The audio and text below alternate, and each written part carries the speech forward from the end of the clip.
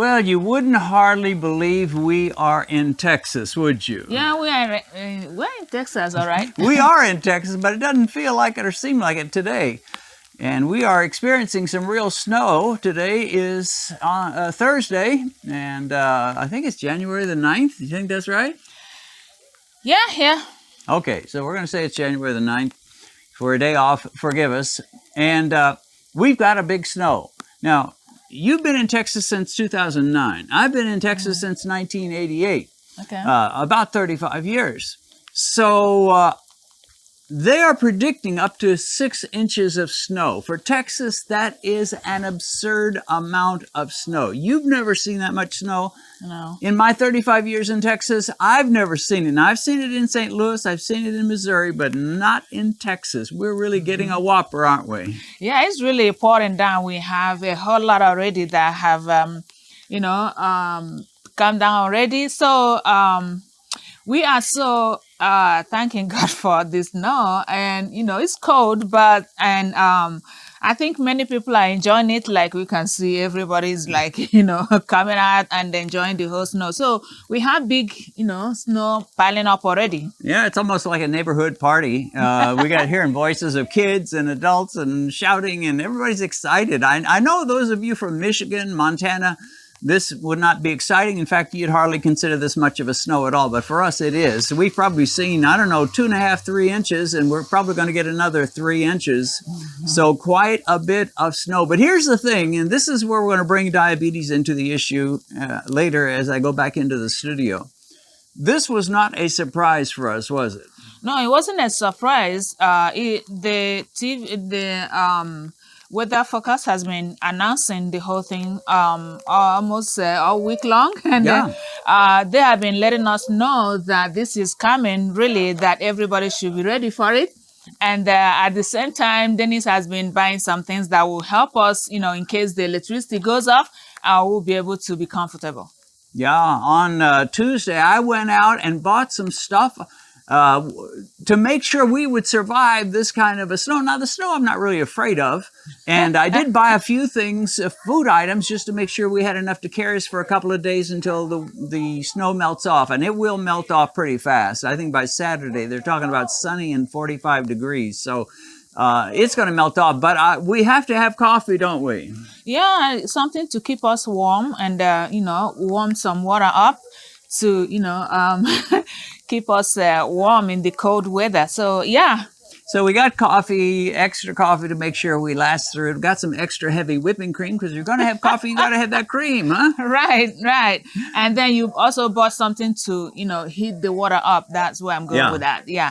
Yeah, I bought a butane stove so we can, even if we lose electricity, like I said, I wasn't really afraid of the snow, but if you lose electricity, that's a pretty big deal. Snow, I can just sit in my house. I work from my house anyway and just take a couple of days.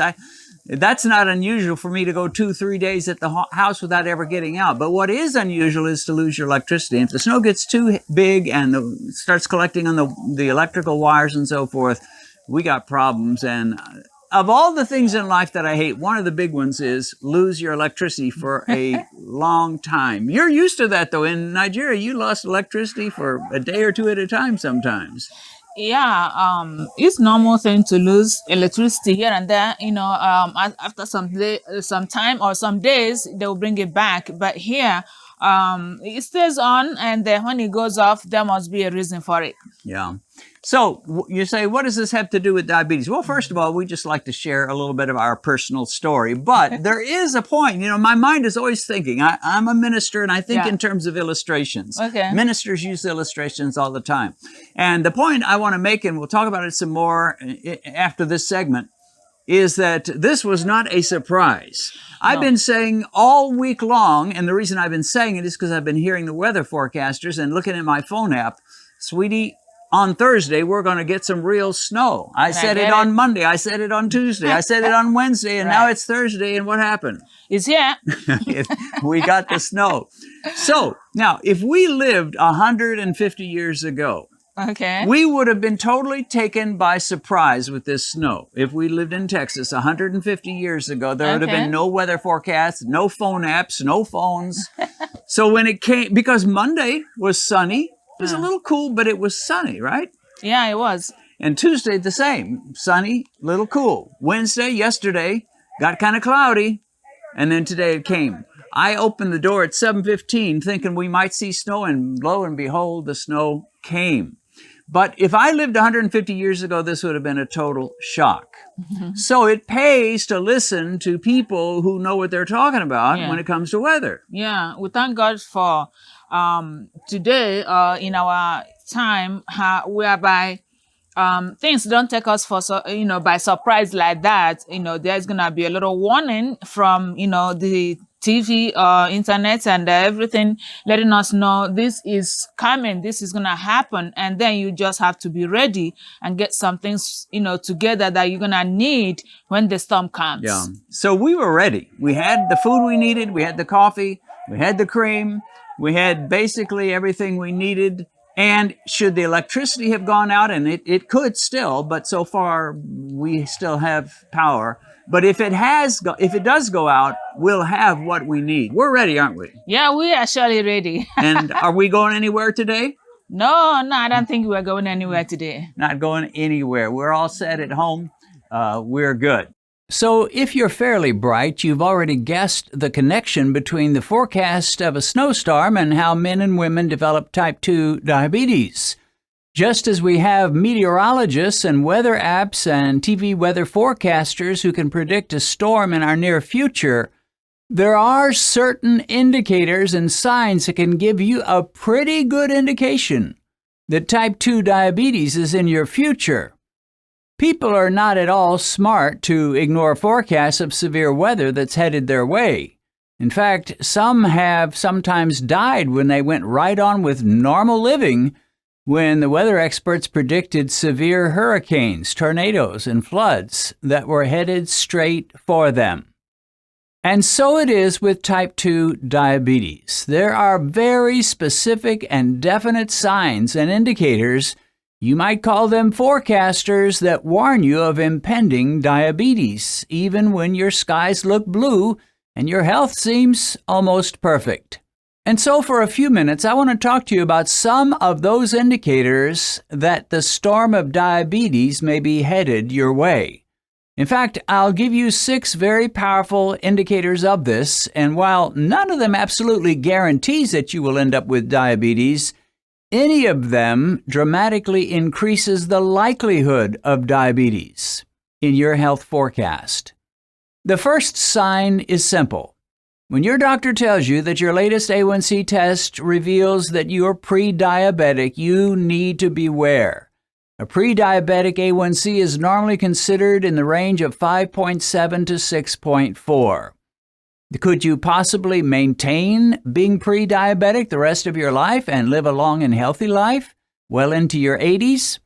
Yeah, that is possible, but probably not likely. Metabolic breakdowns normally only run one direction, and at a certain point your blood sugar increases dramatically and exponentially, and the next thing you know, your doctor is going to tell you you are fully diabetic. So if you've been diagnosed as pre-diabetic, well, it's time to take action. A second strong indicator that diabetes may be headed your way is obesity.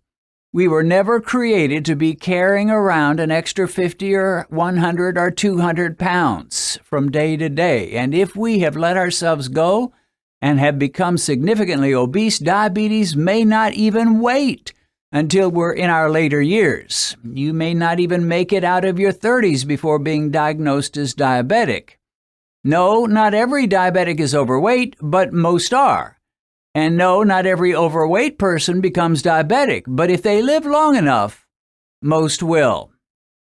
A third indicator that you may be headed for the land of diabetes has to do with your diet. If you are eating lots and lots of junk food, gorging on white bread products, eating sugary desserts with every meal, munching on chips and Little Debbie snack cakes, and frequently gulping down sodas, well, first, you probably will be overweight, but even if you're not, with that kind of a diet, a storm is likely coming your way, the storm of type 2 diabetes. And it may be moving much faster than you suppose. better take cover, my friend. A fourth sign of impending diabetes has to do with the size of your stomach. People with large bellies, even if their arms and legs are normal, or maybe even if they're thin, people with large bellies are sitting ducks for type 2 diabetes. It's quite likely that they have non-alcoholic fatty liver disease and lots of fat stored around their organs, and that is very bad news.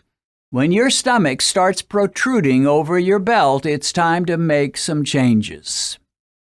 A fifth indicator of diabetes to come is how high your blood sugar rises when you eat a high-carbohydrate meal. Here's a test that you don't even have to go to a lab to take. Eat a high-carb meal. Include maybe a baked potato, some bread, and a large sugary dessert at the end, and maybe you wash it down with a regular soda. Watch what time it is when you finish that meal. Wait 1 hour, and then test your glucose with a glucose meter. Now, if you don't have one, go to Walmart and buy one. You can get a glucose meter and some strips for probably under $40 in the store, and it may be one of the best investments in your health that you've ever made. And if after eating that high-carb meal, your glucose test reveals that you have blood sugar over 150 milligrams, which is about 8.3 millimoles per liter, you've got problems, my friend. That storm is coming. And if it reads as high as 200 milligrams per deciliter, 11.1 millimoles, that storm has nearly arrived, even if your doctor says your A1C is not diabetic. A sixth sign of diabetes to come has to do with your fasting glucose. Since you've just bought yourself a glucose meter, test yourself when you first wake up in the morning before you've eaten anything. Do about 4 or 5 of these tests and then get an average fasting glucose. If your glucose fasting averages 105 milligrams per deciliter or higher, which is 5.8 millimoles, you're likely on your way to become a citizen in diabetes nation. And if your glucose reads in the 1-teens, such as 115 milligrams per deciliter or 6.4 millimoles, that is worse still. Time to repent and try to make your way back to where you came from. There are always things to do when severe storms are predicted. In worst-case scenarios, people just need to evacuate. In other cases, we may need to buy some extra bottled water and keep enough food in the house to feed us for several days. When there are floods, people often surround their houses with sandbags, and when strong winds are predicted, sometimes they may cover their windows with plywood. But what can you do about the approach of diabetes? Well, you do what I've been singing like a song on this channel for years. You dramatically slash the carbs in your diet. You eliminate sugar, bread, pasta, breakfast cereals, sodas, and fruit juice, and most fruits.